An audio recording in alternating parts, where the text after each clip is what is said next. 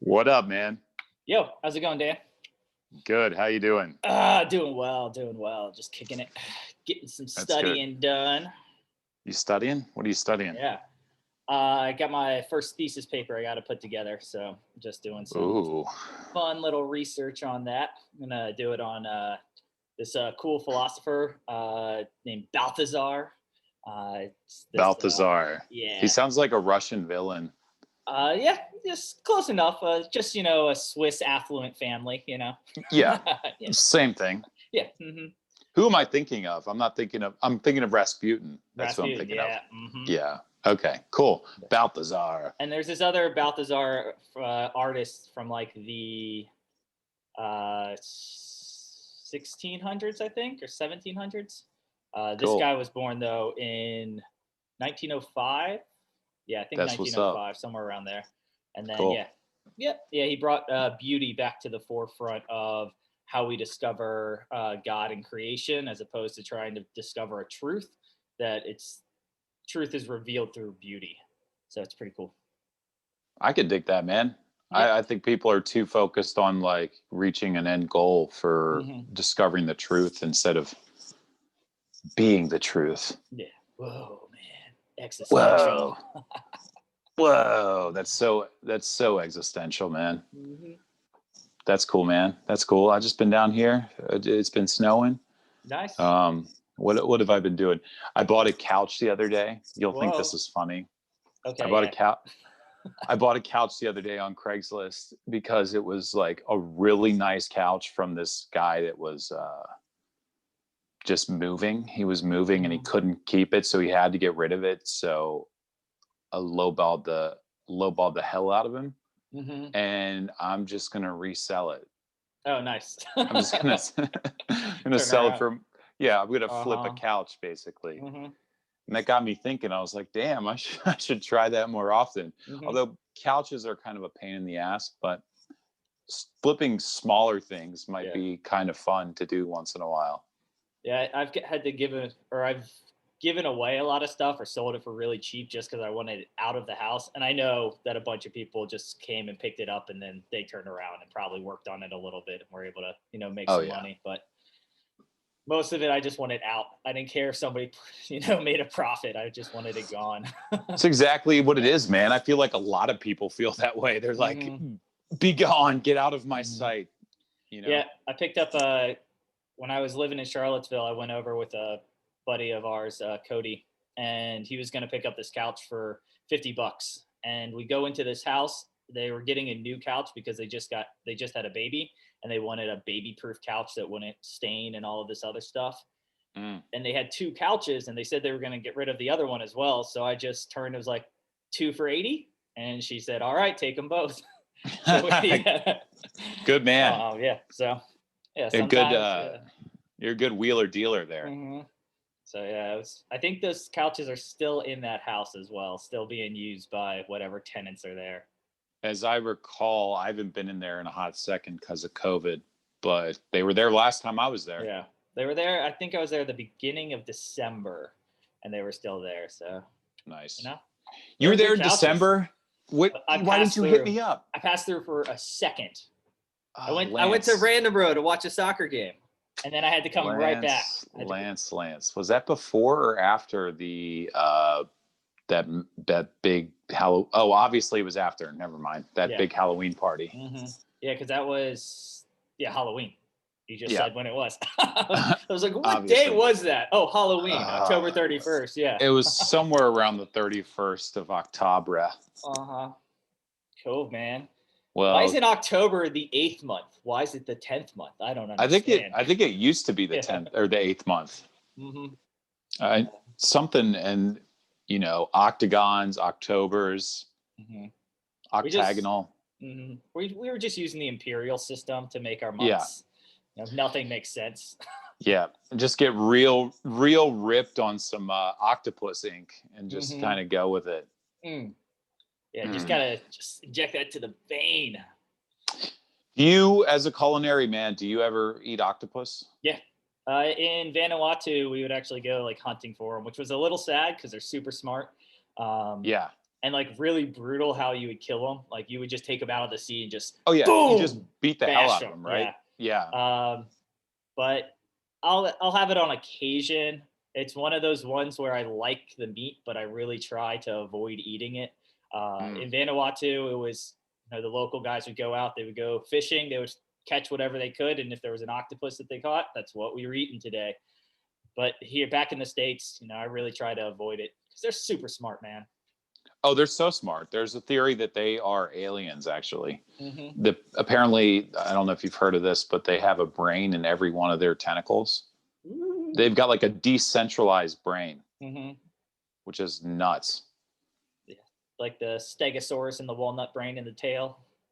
Yeah, exactly. Imagine having a brain in your hands. Mm-hmm. Dude, my hands, I feel like they do stupid enough shit already, put a brain in them, and they're doing independent things. I'm like, ah.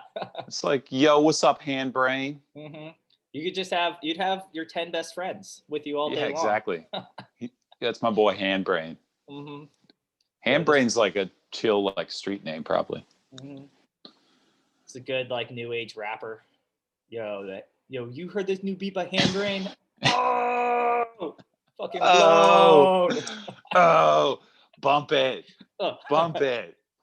Whoa. Dude, imagine the DJing skills or instrument skills you would have if all of your fingers had a brain. Dude, you'd be the best. You'd be the best at piano, man. You would, or like spinning the decks. Mm-hmm. Oh man, that'd be wild. Or none of them would want to ever sync up, and they'd just be playing 10 different songs. Yeah, well, they do. I mean, I feel like the octopi, the octopodus. What is it? Mm-hmm. Octopeces. Yeah, octopeces. Yeah, mm-hmm. Octopeces. They somehow get along. So I feel like DJ Handbrain would slay it too. Yeah, I mean, they're definitely aliens if 11 brains or 9 brains are all getting along. You put totally. 10 people in a room and there's 14 different arguments going on. I know. Plus, they squirt ink and they can change colors. It's just, it's too much for me to handle. I've had octopus too. I used to work at did you ever go to Stella's in Richmond? Nah, never been there. Oh man, old school Greek restaurant. I'm talking old school dishes. You blindfold somebody and they think they're eating their like babushkas, like well, that's not, that's Russian. Yeah. Never mind. Yeah. Oma is a Greek grandmother. They could swear they're eating their grandmother's food. Nice. It's that style right there. It's so good. But they had like a grilled octopus leg on a bed of lettuce with like a little bit of like garlic dressing, Caesar dressing, some sort of Greek dressing, I guess. And it was so good. Nice. So good. It was a little bit rubbery, but I felt good eating it. Yeah, it is delicious. My favorite, I think, is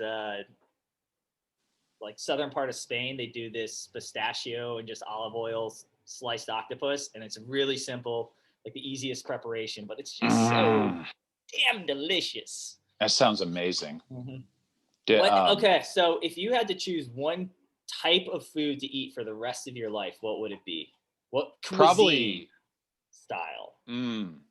Maybe, are you talking about like from like a certain country? Style, yeah, an ethnic style of cooking. Wow, that is such a good question. I think I would. Oh man, that is such a good question. Spain would be right up there, man. Spain would be way at the top. So would Italy. So would France.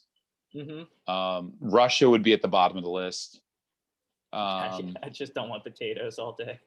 Damn, I don't know, man. That's a really good question. If I just did one, I mean, and I was looking out for my health, if I was not looking out for my health, I'd say Italy.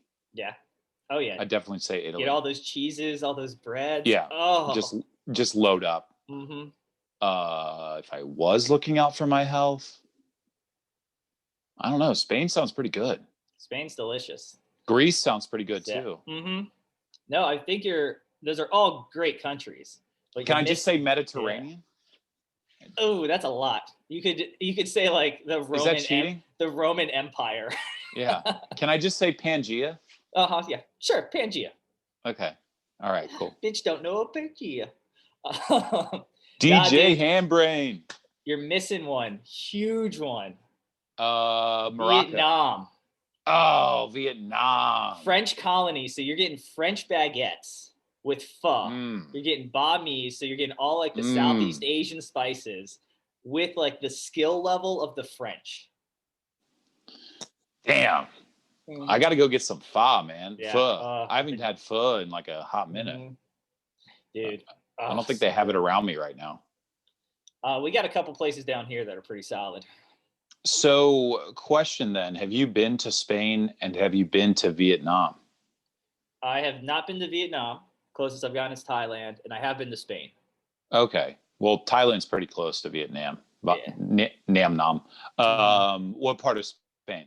The coastline, the Costa Sol. So just the southern part. Chelsea like and Ibiza? I didn't go to Ibiza. I, didn't want to lose 10 years of my life and then finally get sober. But wait, I did that on my own. No, just the Costa Sol. So Sevilla, Granada, Marbella, Alicante. And didn't make it up to Barcelona, stopped at Alicante and then had to fly back out. And then when I was a kid, I went to Portugal. Cool. But I only remember pomegranates from Portugal. Spain is at the way top of my list. Dude, Chelsea and I are we figured out where we're going for our honeymoon, and we're going to go to the Basque country, the northern part of Spain, like right on the Spanish and French border. There's this cool little, it's the Basque region of Spain. I didn't realize this until a couple months ago. The Basque language is arguably the oldest language spoken in Europe today.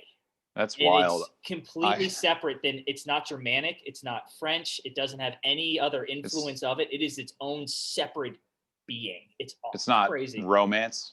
No Romance. No, it's not Aramaic. It's something around like 10,000 years old. That's wild. Like, it goes back crazy far. Is that part of do you remember? Oh man, this has got to be going on 3 years ago or something like that. Do you recall some sort of like push for independence in Spain? Yeah, that was in Catalan. That was Barcelona. Okay, so that was different from the Basque. Mm-hmm. Okay. Yeah, the Basque they're more of an ethnic minority rather than trying to be an independent country because they float both the Spanish side and the French side. And both of them just chill. Really, like, I'm so stoked to go. There's this one town that has more like Michelin star restaurants on this one street than anywhere else in the world. Like per capita, per restaurant, it's just insane food. So we're just going to go eat a shit ton. You've obviously been to Moss, right? In Charlottesville? Yeah. I've been to Moss. Man. I love me some tapas, dude. Mm-hmm. Oh man, I cannot get over their carnitas or their bacon wrapped dates. Mm-hmm. Or, man. Dude, you can wrap anything in bacon. That's just you really cheating. can. Yeah. You really can. I had bacon the other day, and I had it with broccoli. It was amazing. Mm-hmm. Yeah, that's all you need. A little B&B, baby. Mm-hmm. Nice, dude. Damn, when you said Basque country, I thought you said like the fish, like Basque country. It's like, you guys are gonna go fly fishing? What are you doing over there? Where's fly fishing? Where's Basque country? Is that like Wyoming or Montana? Isn't it just like seasonal depending on the rivers? Oh, that might be true. We can get bass in like Appalachia on some of the rivers out there. I'm guessing there's like a hot spot though for it. Wow. I'll have to research that. Quick side tangent before we get back to that. I used to live in New Zealand. I'm sure you know that by now. The South Island has very little topsoil because it's such a relatively new earth. It just jutted out of the sea a couple million years ago. So it's like some of the newest earth around. And it's just a bunch of rocks. There's no dirt and grass on it, especially where I was in the Fjordlands. So like massive crevices, think about just these crevices with rocks and stuff and trees with seeds that would fall down, and these mice would like dominate these seeds. They'd go down into the cracks and these big boulders, eat the seeds. And sometimes without warning, there'd be like a huge, massive rainstorm and just flood those suckers out. So the bass around there would be on a mouse diet, basically a carnivore diet. And those were some of the plumpest, juiciest, tastiest bass I've ever had in my life. That's awesome. We were just living on the land. Well, we weren't living on the land. We were living in cabins, massive beards, fishing, you know, kind of pulling an octopus and, you know, just beat the shit out of the fish in the face. It's terrible. I mean, seafood, fish in general get a bad rap for animal rights. They don't really, nobody sticks up for them. Yeah. I mean, everybody cares about the cows and the chickens and the pigs. Yeah. But yeah, it's just, oh, they're wild and we just catch them. Dude, our dredging, our fishing habits, like we're down, there's 11 types of tuna and the top 4 that we eat are down to like 1%. No shit. Are you serious? Yeah, it's really bad. Oh my God. Dude, what is it? 100 million sharks? A couple million sharks a year are killed. Just Jesus. for fin. It's terrible. I try to avoid, like, I would rather eat a cow than I would seafood, just because of the environmental impacts of it. Wow. All right. Those are strong words. Yeah. Those are very strong words. Yeah, I love me a burger, and I also love me a little bit of salmon, but I don't mess with much seafood besides that. I'll get oysters, like locally harvested oysters are a great way to buy seafood and be super sustainable. Like the billion oyster projects that are almost in any bay. So the bay near us, the Chesapeake Bay, has a billion oyster project as part of the Chesapeake Bay Foundation's initiatives. And they go in and they have these oyster farms that they then take the baby little oysters out into the ocean and put them on pillars, and they just filter the water. So it's a cleaning mechanism for the ocean. There was a whale like right outside my door the other day, just like swimming around, eating some food. And when you get really large marine life like whales and dolphins back, you know that the waters are getting healthy again. It's a good sign. There are some good things that are happening. We just, need to keep it going.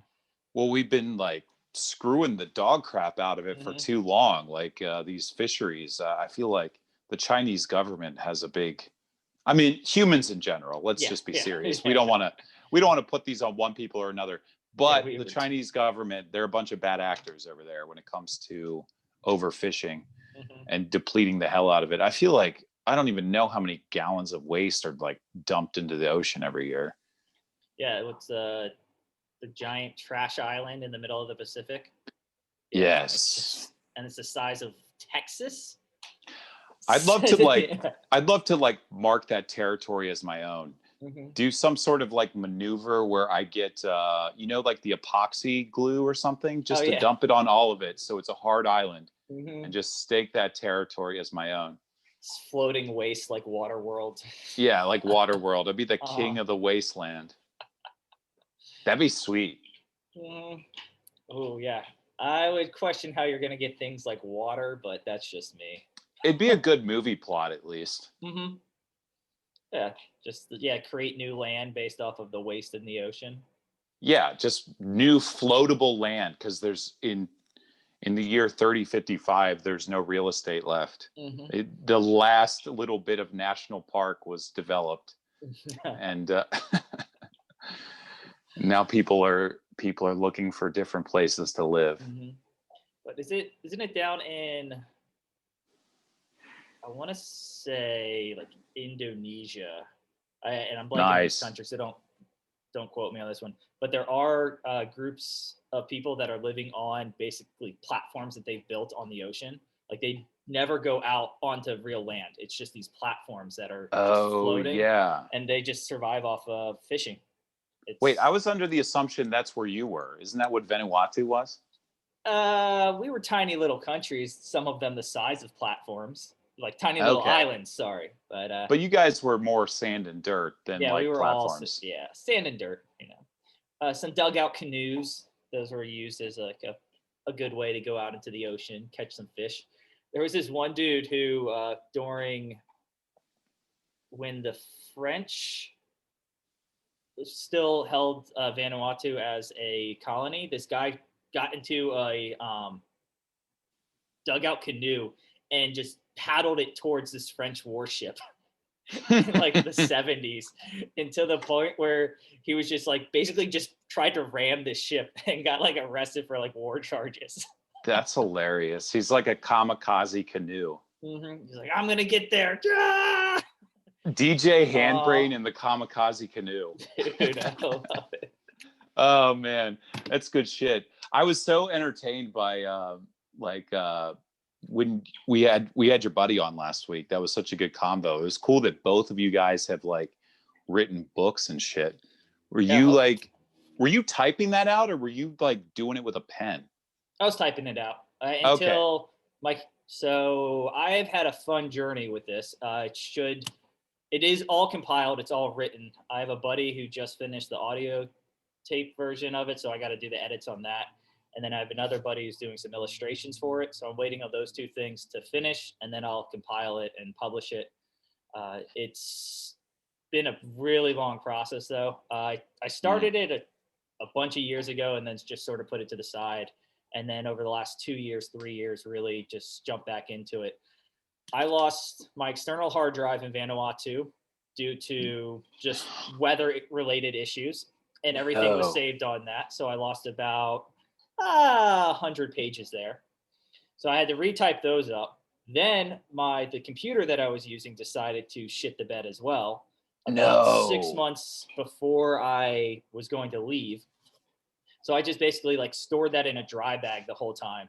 Was able to come back to the States 6 months later and have this dude, it was a Surface Pro. He had to rip it apart and was able to actually get my files out for me. Oh, wow. That's good. So that was, so I had a little scare there as well. I only think I lost a couple of pages when it like shut down as I was typing. And then, finished it out. It's cool. It's fun. Dark and heavy, but I like it. It's a music file type of experience. I use a lot of plays on. Still got to figure out how to describe it, I guess. Music file. Like file with a PH. Yeah. Mm-hmm. Okay. Because there's a lot of references to songs, and the flow and all of the chapters sort of take on their own beat and rhythm. And there's actually a playlist that I have for the book as well, that you can like listen to sort of get the feel of those chapters. Cool. And it's sort of a multimedia piece, I guess, in a way, but in essence it is a novel.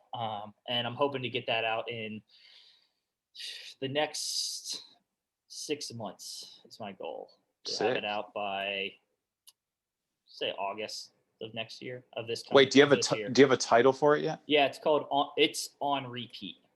It's on repeat. Yeah. Nice. So, yep. Very cool. Just got the cover. Oh, which there was man. So I was hanging out on Zoom the other day with my my aunt, who's a teacher, and she was able to like pull up a separate screen to show something. I was like, how do you do that? So I got to play around and figure it out, because I have the cover for it. I'm looking at it on my desktop, but I have no idea how to put it on the screen. She's a pro at Zoom. Like after the first week, she was trial by fire, I bet. Mm-hmm. Just like, what does she teach? She's I have two aunts. They're both teachers. One teaches arts in a third grade class, and then the other one is her class from first grade, I believe, or she does kindergarten, first and second. Nice. Dude, the amounts of just shit teachers are dealing with right now is crazy. Oh, it's insane, man. It's absolutely insane. I was hanging out with this middle school English teacher the other day, and she was telling me how much things have changed and how like all over the place and chaotic it is. So they have, she's in downtown Baltimore, in one of the most impoverished neighborhoods in the U.S. Yeah, sounds like it. The kids have to ride public transportation to get to school, so there aren't school buses going around. The school district is requiring K through 12 to carry their laptops with them from school to their house, from their house to school. They're on public transportation in Baltimore. That's a dumb idea. Carrying laptops, and their kindergartners or first graders. One, there's a likelihood that they're going to forget it. Second, how many of them are going to get stolen? So many of them. My family, my a bunch of my cousins and aunts and uncles live like outside of Baltimore, and it's just such a mess in the like in the very like inner city parts of it. It's crazy. They have one van that's going to go to all of the schools if somebody's showing symptoms, and then that van's going to come to the school to test the kid. But if the kid tests positive, where are they going to go? Most of these kids are being raised by like older family members, so grandparents or older uncles or aunts, and it's also a multi-generational home. So you have, a bunch of guys and gals living in one house. All of them are reliant on not getting sick. Now you're sending these elementary school kids into an environment where the school isn't even like sanitized well. Their HVAC system is completely broke. Most of their air filters don't work. This has been going on for years, and now because of COVID, it's just even worse. They can't get the right amount of soap into the bathrooms. Damn, man. So that the kids can wash their hands. And then you also, on top of that, have to tell little kids, oh no, you have a 30-minute time period 3 hours from now that you can go pee.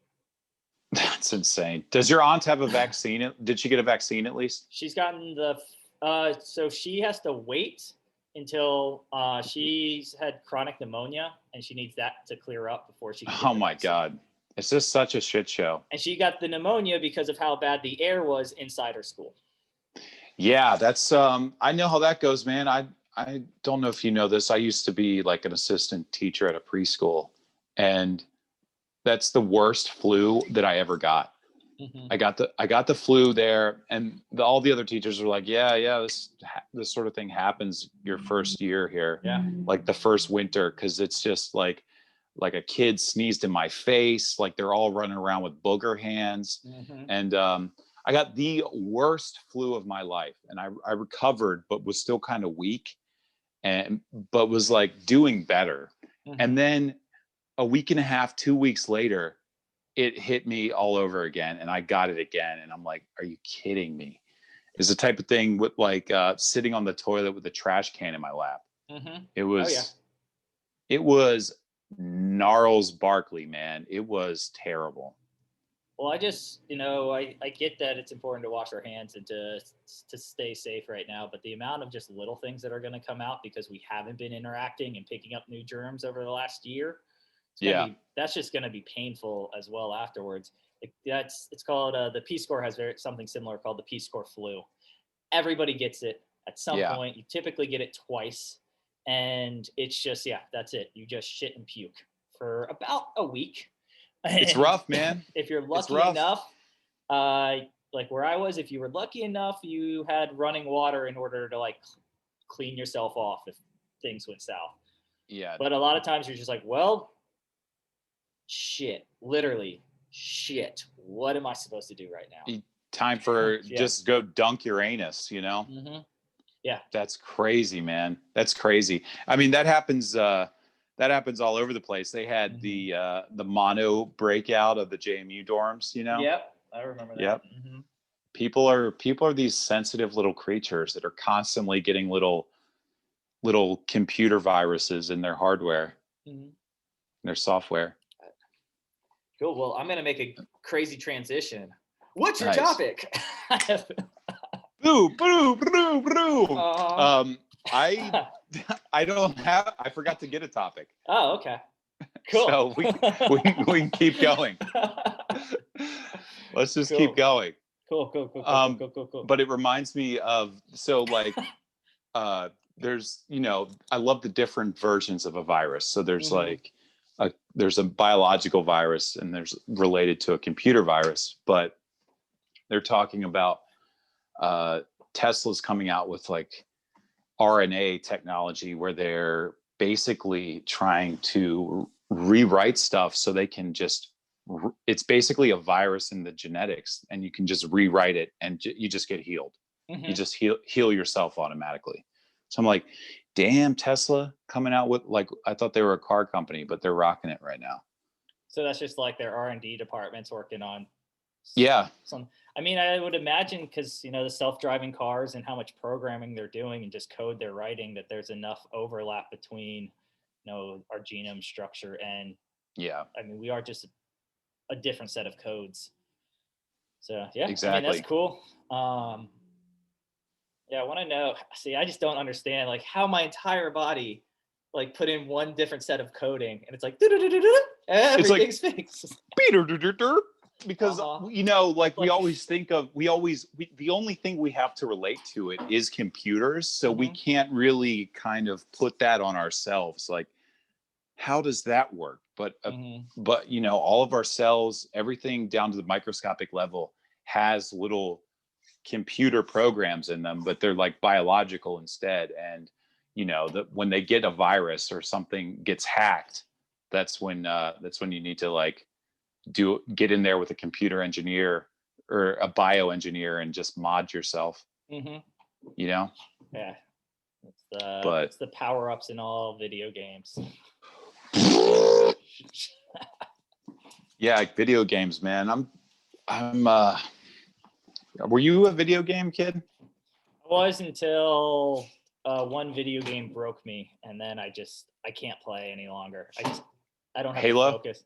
World of Warcraft. Oh, Yeah, damn. Yeah, I used to play that too. yeah, yeah. What 2007 was it? Yeah, no, I can tell you exactly when this was. It was January of 2008. I was just staring at the screen and just when I'm done. I'm just done. I deleted my account. I canceled it all and just walked away from it. And since that time, I've tried to pick up like an Xbox game here or there, just if I'm at my buddy's place. I can play FIFA if I'm hanging out with guys, but can't get into them, man. Can't. You Just got don't. broken. Yeah, I just don't care. I guess Yeah. I used to care. I just don't. Dude, the same thing happened to me, man. You'd think I would take the typical trajectory of any other little boy. Like rocked out the Mario Kart 64, like obsessed with it. Mm-hmm. Just best game, GoldenEye, Mario Kart 64, best games to ever exist. And I put that down and never picked up another controller Mm-hmm. again. It Yeah. was crazy. Because the Warcraft I was playing was the 2D Warcraft on the computer back in like 97 or whatever. Yeah. So yeah, it was like real old school. Yeah, see, I would play 64, but I was a PlayStation kid. So then I got my PS2, rocked out on that until I discovered PC games, and then yeah, Warcraft just broke me. I was just done. And it's funny there's how that always happens. there's this little bit in me that wants to be able to like play a video game again. Like I can sit down and watch a 3-hour movie or a documentaries are awesome. But I can watch a movie for 3 hours and then afterwards, I'm like, oh, it was a good movie. But like I didn't accomplish anything. And the storytelling in video games right now are amazing. They've always been amazing. But it's insane. they can captivate you and they can make you cry, make you laugh, and make you scared. But at least you're playing and you're active in it. It's like there's a different synapses that are hitting when you're playing video games than there are when you're just absorbing whatever's coming in. And I really wish that I could sit down for 3 hours and play a video game. I do, instead of just watching a movie. I have a lot of friends that they don't watch TV. They don't care about anything else. When they have an hour free, 2 hours free, they sit down and, they shoot up something or solve a puzzle. Solve a puzzle. That's crazy though, man. It makes me wonder. I'm always fascinated by stuff like that. The putting something down and walking away. Mm-hmm. Like I've always fascinated by that because every person has like their obsessions and their addictions, but I've always been like, what is that specific mindset? And if I can harness it, I'm going to, well, what would I do? I'd put down, I'd probably pick up something and do it every day. That's the reverse though. That's what I think is harder. I find that I can quit something quite easily, or I find that I quit things too easily, actually. Yeah. And if I can just get into that mindset. I mean, that's what we were talking about last week with Patrick, was just being able to get into that focus and that grind and that habit. And that's really all it is. It's a habit. Yeah, exactly. And then sometimes that habit just dies, like Warcraft. Mm-hmm. It just fizzles out. Yeah, there's this cool little book. What's it called? It's called like a work of art, or the work in art. I'm blanking on it. I can find it in a minute. I'll post it in the comments, whatever.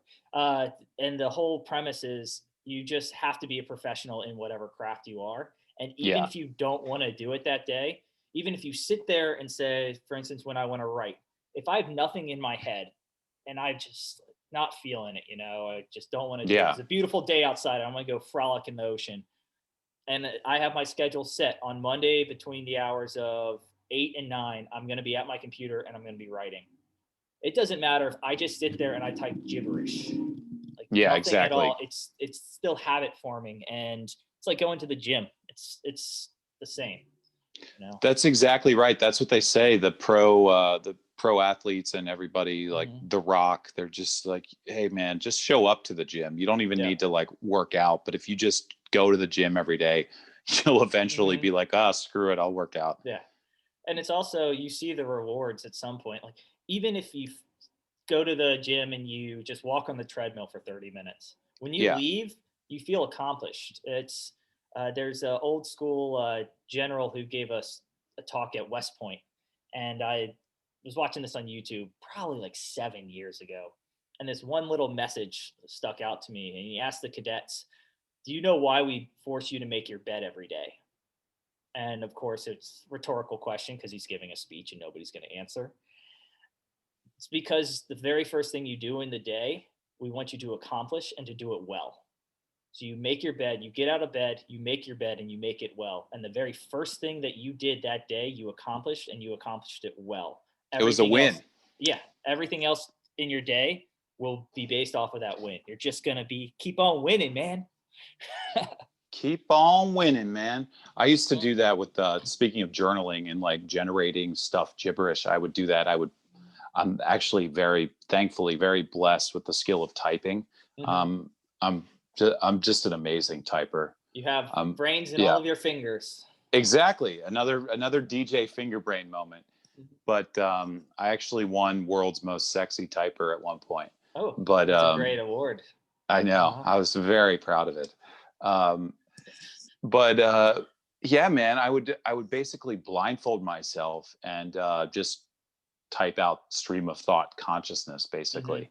It's pretty wild, actually. You kind of you almost hypnotize yourself after a little while, because you lose your depth perception, and the keyboard almost feels like closer and farther away at the same time. And you're just like reporting what you're seeing in your in your mind's eye, basically. I used to do that. Did you I used to open do that up your quite eyes a lot. And then it was just nothing, like your hand was off by like one key? Oh yeah. There was multiple times where there was something that I hadn't that I needed to click on the screen before it started typing, so when I opened my eyes it was blank. But I used to do that all the time though, man. Like a few years ago I used to do that all the time, and I would actually ended up starting churning out poetry from it, and I'd go and I'd go and read the poetry. It was pretty fun. Oh, that's cool. It's pretty fun. There's this one super metal moment that I don't think I've really shared this with anybody except my friend who was also there. He thought it was hilarious. But I got up during this slam poetry and just read this, I thought, an amazing poem. I think it is an amazing poem. I loved it, man. It was one of my best poems to date, I think. I need to go find that. It's in my Google Drive somewhere. But I typed it out, and then I was like, okay, I'm not going to bring my computer to this thing. And I don't want to read off a phone. So I just transcribed it on a piece of paper, and I just, epic delivery. I just gave the delivery and just walked out and lit the poem on fire in the parking lot. It was the coolest thing ever. Oh, that's awesome.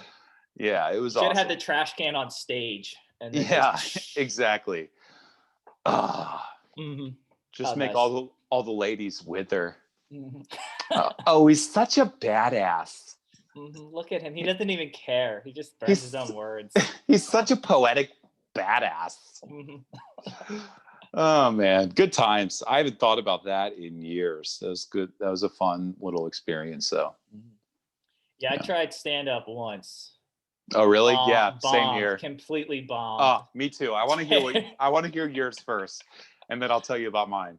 So I thought I was gonna have about 5 minutes, And that was Yeah. my plan. So I had this like elaborate story in my head, and it was more just like a story that I was going to tell. And there were going to be some little quips, sort of like a Mark Twain style, Yeah. I got you you. know, up on stage. And Yeah. then I get there and they're like, it's 2 minutes. And I just don't know how I can compress this story into 2 minutes.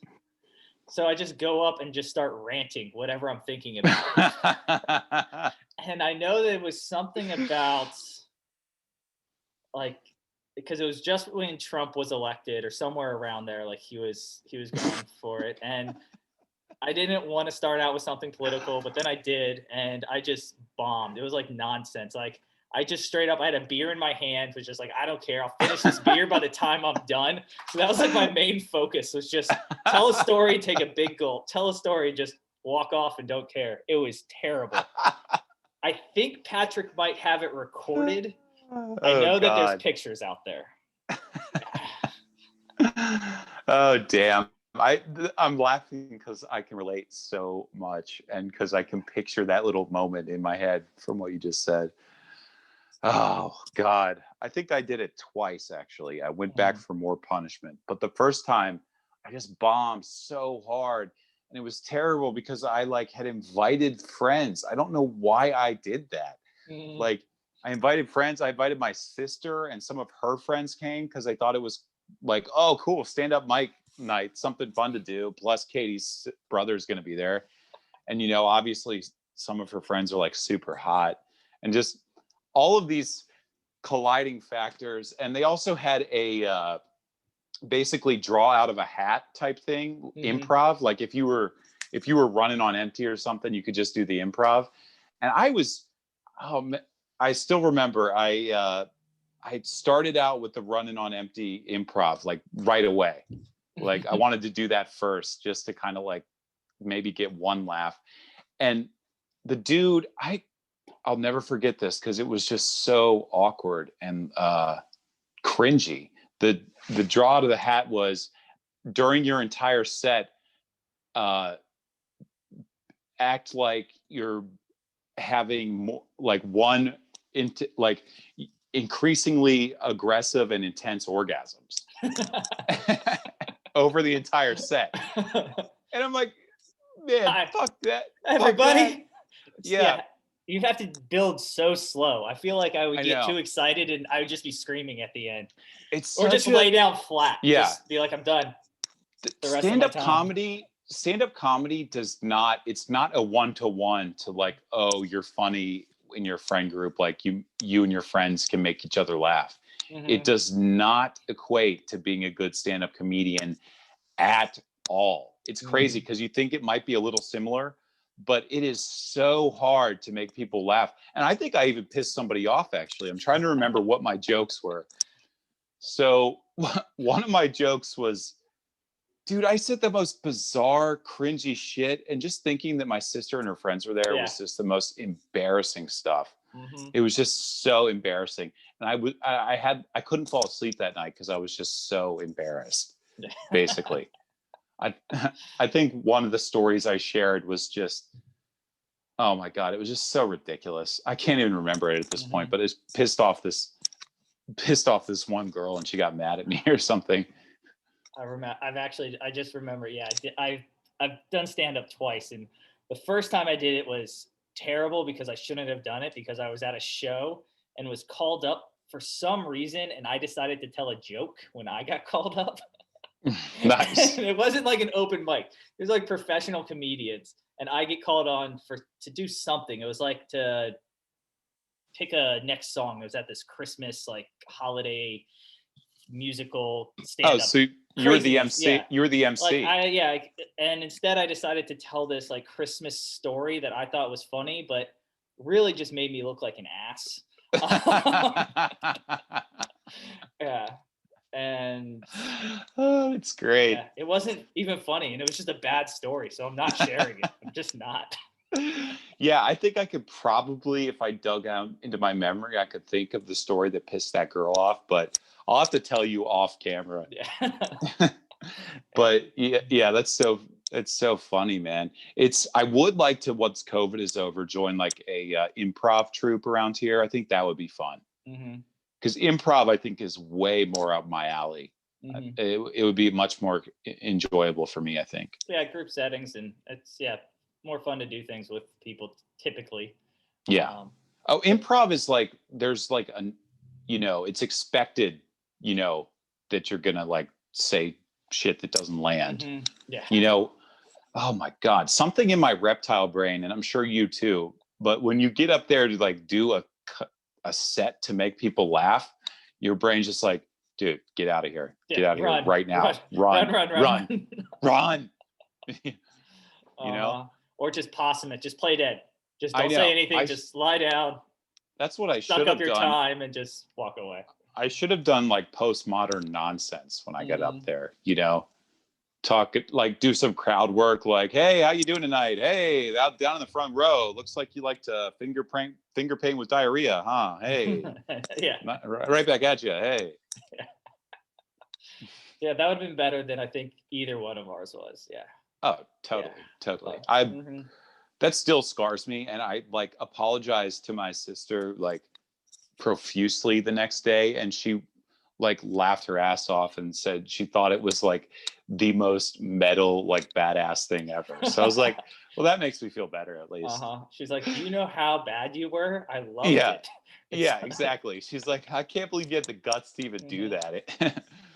No, it's weird because, and that's like, I got stage fright then, but if you were to put a guitar in my hand and tell me to sing, I'm like, okay, fine. Yeah. It's natural. I've done that so many times at this point, but yeah, just you just feel naked when it's just a microphone.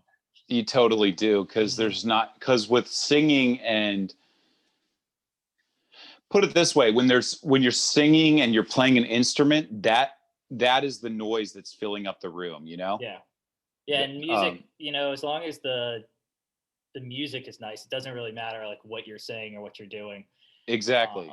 The noise is what's filling up the room, and the crowd isn't expected to make a noise. But with stand-up, like the room is dead unless you make the crowd make a noise, aka laugh.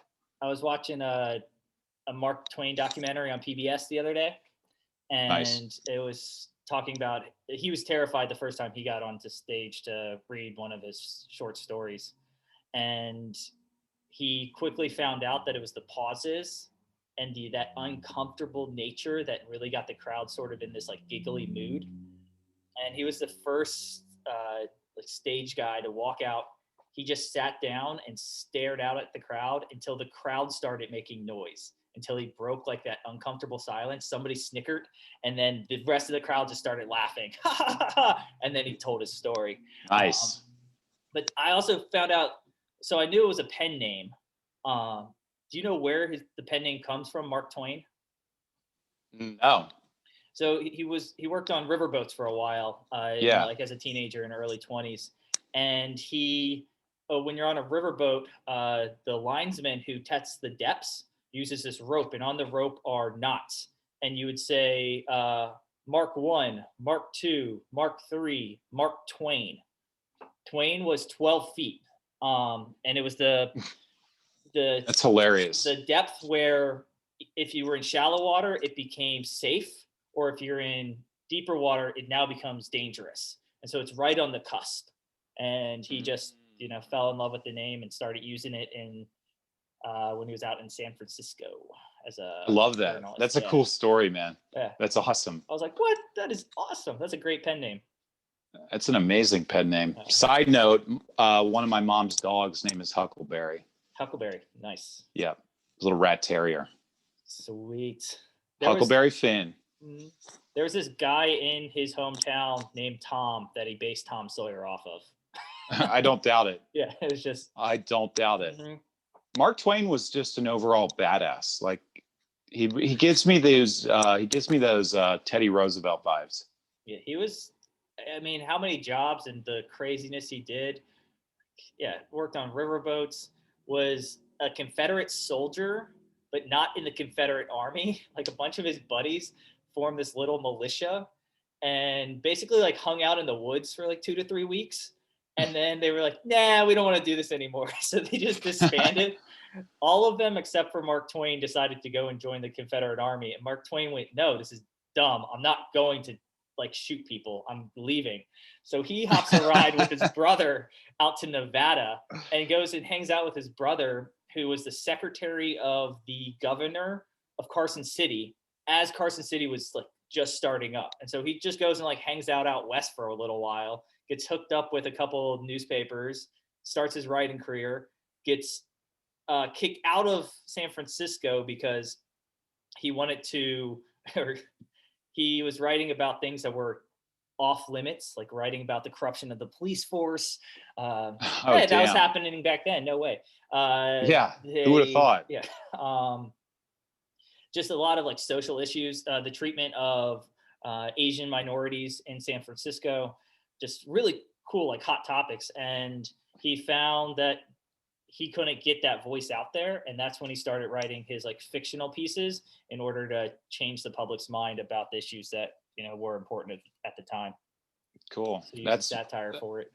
That is wild. He's like an OG comedian, basically. Mm-hmm. Well, I guess a true OG comedian would probably be one of the philosophers from Greece, but I think Mark Twain is like a good example of like a Humocrates. Yeah, exactly. Exactly. All of those Oakley's guys. Those crazy nut jobs. Those sacks, those crats. Yeah. I doubt there was much like group laughing going on in any context before that. But well, of course there was. There's been storytelling. I'm sure there was storytelling around campfires, whatever they were. They were campfires. They were campfires. They were camping. Yeah. Yeah, they were camping with their gear and everything. I'm sure that's an interesting kind of thing to think about, is the origins of human laughter. I'm sure that laughter goes well before language, but when you're thinking of these, massive like religious or spiritual orgies going on 10,000 years ago, like in what context would there be laughing as well? I don't really know. It's kind of interesting to think about, because I feel like Jesus never laughed. Like there's no point where he laughs in the Bible, I'm pretty sure. I don't know if there's a point in the Bible where he laughs, but you can. I'm pretty sure there isn't. I'm gonna have to look into that one. Yeah. But I think as a man, he definitely laughed. Oh, totally. You gotta laugh, but it just makes you wonder what was ancient comedy like, Well, there's a Twain quote that says, it's like laughter and humor doesn't come out of love. It comes out of pain and darkness, that in heaven, no one will be laughing. I mean, that's a good point. Like with any sort of actual utopia, nobody wants any part of a definition utopia, just because it would be so boring. Well, it's not that, I don't think that it's boring. It's that there's not this need to overcome the pain of suffering. Like, we are man, we suffer. That is our lot in life. And to overcome suffering, we create comedy, we create these outlets, we are creative in order to escape from that suffering. If you're just surrounded by pure love, like imagine when you were just an infant or a kid and you were just around your family and there was just this sense of that pure love where you're just content, but completely content, like you don't want anything more. That's in a way the utopia. The satisfied. Yeah. And it's because it's joy. Laughter and humor can create joy, but imagine if you're just joyous without needing laughter or like humor. Have you ever done laughter therapy? No. It's like called laughter therapy or laughter meditation, and it is a lot of fun. Yeah. I've done it. I need to get back into it, really. I can't remember where I found this, but it was a YouTube interview that this guy did with basically this lady is a laughter shaman. And oh my God, man, that even thinking about it is starting to make me laugh. But I did that on a somewhat regular basis for a few weeks. I would do Mhm. like some laughing, and I got into. Do you ever have like a laughing fit where you can't stop Yeah, laughing? I've had those. It Uh-huh. it makes you. It makes you. Uh, what is it? Wow, there's some saying that she says in that video. It's like laughing at other people is evil. Laughing at jokes is joy, and Mhm. laughing for no reason is spiritual. So there's actually, she says, you don't have to have a context in order to laugh, which I Mhm. quickly found out was true. Like I love, like, laughing at funny stuff is great, Mhm. but but I did this for a few weeks, and I more than once had like these like giggle fits, like this like a laughter Mhm. attack, just doubled over laughing, and it's pretty awesome actually. It was pretty cool. It's yeah, I buy it. There's this awesome interview. Actually, I'll do a whole podcast on this book, but I'll do a quick little snippet. It's called The Book of Joy. It's a conversation between the Dalai Lama and Desmond Tutu, and these guys Oh have yeah. been like best friends Yep. forever. And one of the things that they bring up is laughter, and Yeah. how like the Dalai Lama and Desmond Tutu have suffered so much, but yet just in the company of others and in their daily life, they'll just laugh at things, and it's not at, it's always with, and it's just out of the Yeah. joy of being in that moment. And it's not nothing that something humorous happened. It's just the state of joy that they find themselves in. Absolutely. And it releases so many endorphins too. Mhm.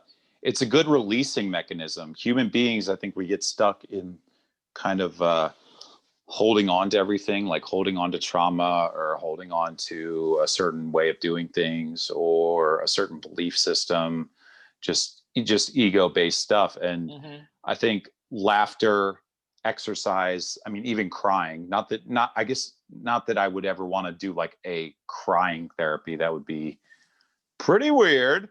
But I try it. yeah, I try it once or twice to do Yeah. it, get my boo-hoos in. Dude, I love my feels. But Like, at yeah, the end of the day, I'll put on like a TV show with Chelsea, and it'll be just have a something good, like, even just if it's like yeah, something like sappy, like Modern yeah. Family, just like you get the feels. You're like, oh, this is so sweet. Yeah, no, Uh-huh. I totally get that. I feel amazing after a good cry, and I think that needs to be more spread throughout masculine society, Hmm. definitely through men. And like a good cry, meaning like a cry for joy, like it's like I can Yeah, either relate, and one. like yeah, I get the, yeah, if you need to release pain, then release pain, but also just the ability to, like, when you see something that's beautiful, to have that emotion and a response to the beauty that you see. Absolutely. Absolutely. I couldn't agree more. But with that said, laughter therapy is a really good time. It's Oh. like I actually very much enjoy myself, and I wish I would have kept it up, but I just a distractible fellow, so I didn't Hmm. keep it up. But I did have several laughing attacks, and it was awesome. That's our quitting things too easily. Exactly. Hmm. Exactly. No, I got that. I definitely have that issue. I'm working on it. You and I I'm too. working on it. You and I both, brother. I'm working on it. Yo, Yep. But awesome chatting with yo, you, brother. Oh man, good one, that's good. Lance. How long was? Yeah, Quick it was a little good little hour right hour. there. But But thanks all for right, listening, folks. We will see you later on. Peace. double peace sign. Whoop, whoop, whoop, whoop. Gotta find the stop button. Ha, ha. Ah!